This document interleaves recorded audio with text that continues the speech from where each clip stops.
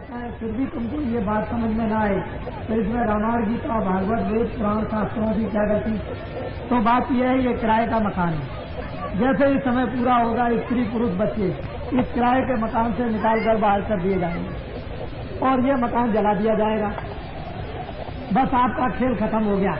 यहीं तक आपके रिश्तेदार कुटुंब परिवार जात बिरादरी मकान धन दौलत बच्चे यहीं तक, इसके आगे कुछ भी जाने वाला नहीं। ना आप कुछ लेकर के आए न कुछ लेकर जाओ।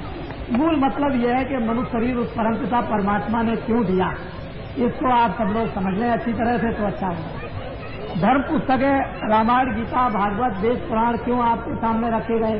वो इसलिए रखे गए कि ये जीवात्मा जब से परमात्मा के यहाँ से आया तब से इस काल की अंधकार नगरी में जहाँ पर पाप और पुण्य है, जन्म और मरण है, 84 और नरक है, इसमें अपने अपने कर्मानुसार मनुष्य ये कर्म करता है तो जीवात्मा को नाना प्रकार का कष्ट दिया जाता है।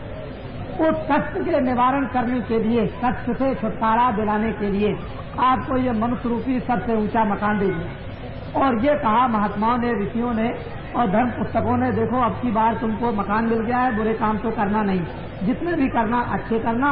और मकान इसलिए दिया जाता है कि अब की बार तुम तप करके, तपस्या करके, दान कर, पुण्य कर, सेवा कर, सत्य बोलकर, योग कर, ध्यान कर, ये जिस तरह से भी हो सके उस जीवात्मा को अब की बार मरने के पहले भगवान के पास तक पहुंचा दो। बस इसी काम के लिए आपको ये मनुष्य शरीर मिला। बाकी ये कहा गया था, महात्माओं ने बताया था कि शरीर की रक्षा करना, खाना भी देना, कपड़ा भी देना और इसकी देखभाल भी करना, इसमें जो जीवात्मा रहती है उसकी भी रक्षा कर लेना। तो जब जीवात्मा को इस मनुष्य शरीर के द्वारा जगा लोगे तो इसको परमात्मा के पास पहुंचा देना, यह है किराए का मकान। और अपना काम करने के बाद मकान को खाली कर देना। लेकिन हम लोगों ने अपना काम तो किया नहीं, दूसरों का ये बोझा उठाते रहे और ये कहते रहे ये सारा संसार का सामान तो मेरा है। और ऐसे ही सोच विचार में इंतजाम करते समय में वो समय पूरा हो गया और उसने कहा कि मेरे किराए के मकान को खाली कर दो। तो आप रोगे, चिल्लाओगे, घबराओगे, ट्रैक्टर बुलाओगे, बैठ बुलाओगे, लेकिन कोई आपकी सुनेगा नहीं। मकान से निकाल कर बाहर कर दिया तो तुम्हारे लिए और तुम दूसरों के लिए रोते रह जाओगे और रोते हुए चले जाओगे। कोई किसी का नहीं, कहाँ गए कहाँ नहीं गए इसका कोई पता नहीं। जन्मना मरना, 84 जाना, नरकों में जाना, जीवात्मा को कर्मानुसार नाना प्रकार की यातनाएं भोगनी और वहां जाकर के कोई सुनने वाला नहीं है कि हमारी कोई रक्षा भी करे, हमारे दुख को कोई सुने भी।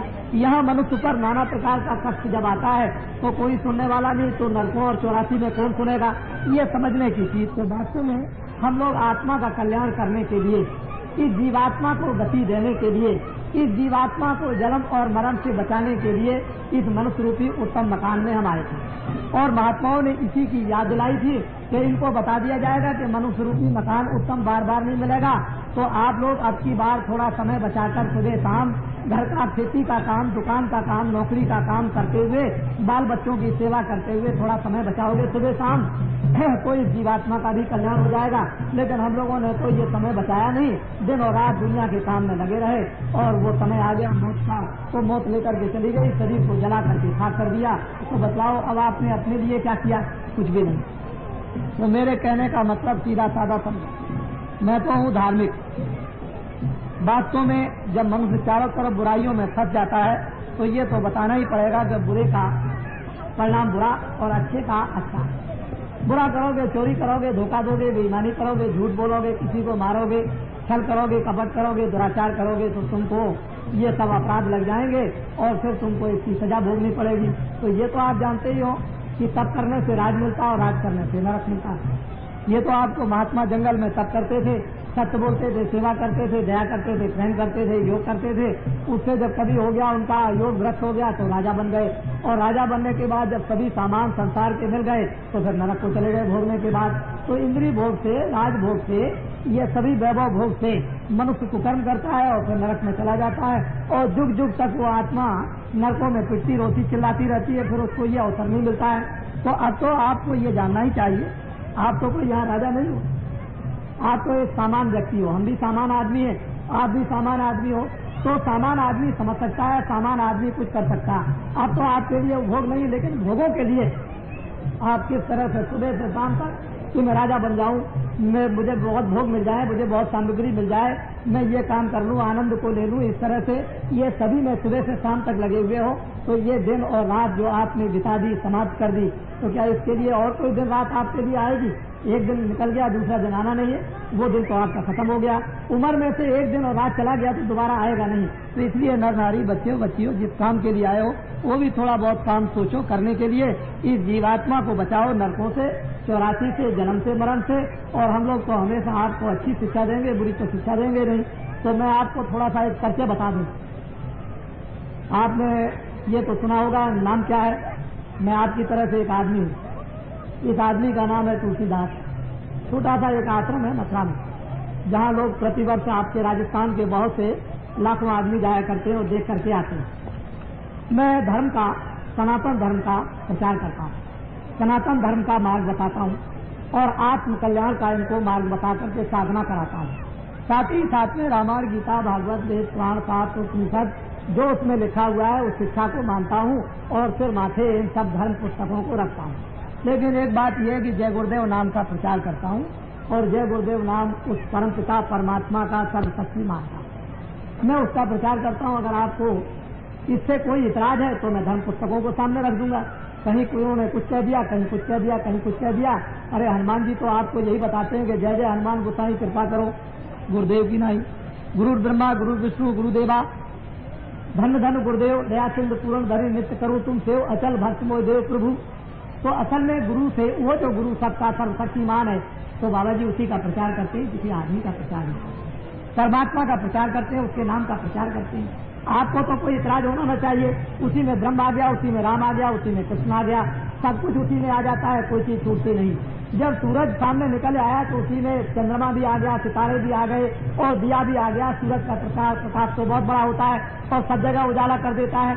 तो जब आप सर्वशक्तिमान परमात्मा को मानने ही लगे तो सब उसी में आ जाते हैं। जो चले गए वो भी आ गए, जो आएंगे वो भी उसके अंदर में आ गए। तो राम भी आ गए, देवी भी आ गए, देवता भी आ गए। मतलब उसका ये कि आत्मा का कल्याण होना है। किस तरह से होना है वो तो मार्ग महात्माओं से मिलेगा। उस पर पता के चिंतन करने का, उपासना करने का, ध्यान करने का, आत्म शुद्धि करने का, मन की शुद्धि करने का, चित्त की शुद्धि करने का। जब ये पाप से पर लाभ लिए जाते हैं तो कोई न कोई अग्नि प्रकट होती है जो पापों को जला देती है। तो महात्माओं के पास में तो योग रूपी अग्नि रहा करती है जो हमारे अंदर में जला दी जाती है, तो वो पाप हमारे जल जाते हैं। तभी तो जीवात्मा निर्मल और पवित्र होगी और तभी मुक्त होगी। तो बाबा जी जय गुरुदेव नाम का प्रचार करते हैं। बाबा जी का तो नाम है नहीं जी जय गुरुदेव, बाबा जी का तो नाम तुलसीदास है। अब आपको ये बात तो मालूम हो ही गई कि भगवान का नाम जय गुरुदेव है और जिधर भी जाओगे उधर आपको सारे हिंदुस्तान में जय गुरुदेव नाम का आपको प्रचार मिलेगा। अगर भगवान का प्रचार नाम का ना होता तो इतनी जल्दी देश के अंदर में विकास नहीं करता और विश्वास लोग नहीं करते। तो जय गुरुदेव भगवान के नाम से विश्वास लोग करते हैं, उनसे उनको फायदा भी होता है, लाभ भी होता है, आत्म सिद्धि भी और आत्म जागरण भी होता है, आत्म शुद्धि भी होती है, मन विवेक और मन में निर्मलता भी आती है, विश्वास भी आता है। लोग उससे बहुत कुछ लौकिक और पारलौकिक लाभ उठाते हैं। सभी लोग तो किसी न किसी चीज को रखा करते हैं। अरे आदमी को अगर कहीं आराम मिल जाए तो पत्थर की चोटी पर रात को भी चला जाएगा और धूप में भी चला जाएगा और बरसात में भी, और लाभ नहीं मिलेगा तो उस चोटी पर चढ़ करके क्या करेगा। तो जब लाभ मिलता है भगवान के चिंतन से, उपासना से, उससे तो फिर लोग जो है उसको याद करते हैं कि किसी तरह से भी हमारा लौकिक शारीरिक फायदा हो, हमारा आत्म फायदा हो, परिवार का फायदा हो, देश का लाभ हो। तो हर तरह से लोग भगवान को याद करना चाहते हैं। और किसी नाम से भी परमात्मा को याद कर लो, कोई भी नाम हो जिससे आपको सुगम और साधारण हो उसी नाम से याद कर लो। लेकिन महात्मा जिस नाम से आपको भगवान को याद करा दे आप उसको कर लीजिए, लाभ उसी का होगा। तो बड़े ध्यान से आप मेरी बात को सुनो। वैसे तो यह है मैं एक धोबी का काम करता हूँ।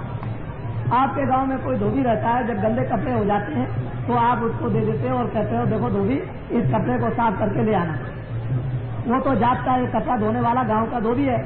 लेकिन बाबा जी भी उसी प्रकार की धुलाई करते हैं कि मन बुद्धि चित्त जीवात्मा अंतःकरण बहुत जुग जुग से मैले हो गए, इतने गंदे हो गए कि बिना धुलाई के ये साफ नहीं हो सकते हैं। तो महात्माओं के पास में औषधि होती है, बूटी होती है, अंजन होता है, उसको लगा देते हैं, उसको दे देते हैं। उससे उसकी मन की, बुद्धि की, चित्त की, जीवात्मा की धुलाई करते हैं। और जब जीवात्मा धुल जाती है, साफ हो जाती है, मन शुद्ध हो जाता है, बुद्धि शुद्ध हो जाती है, तो विवेक आ जाता है, ज्ञान उसको होता है और फिर उसको आत्म साक्षात्कार होगा, तभी तो प्रभु का दर्शन होगा। गंदगी में तो आपको मालूम होना चाहिए कि गंदा शीशा रहेगा तो सामने अपनी तस्वीर भी दिखाई नहीं देगी, अपनी ये शकल भी दिखाई नहीं देती है। शीशे को साफ कर लो तो अपनी शकल आएगी। इसी तरह से अपनी जीवात्मा को, मन को, बुद्धि को और चित्त को नहीं साफ करेंगे तो परमात्मा कैसे मिलेगा? उसके लिए कोई धोबी चाहिए। जैसे कि वाल्मीकि के गुरु, उन्होंने धोया तो वाल्मीकि को क्या मिला कि वाल्मीकि को दर्शन हुआ ब्रह्म का, दिव्य नेत्र ज्ञान चक्षु खुला और ब्रह्म का दर्शन साक्षात्कार उन्होंने किया। मीरा ने साक्षात्कार किया, रैदास ने साक्षात्कार किया, भगवान का तुलसीदास जी ने साक्षात्कार किया। जब मन बुद्धि चित्त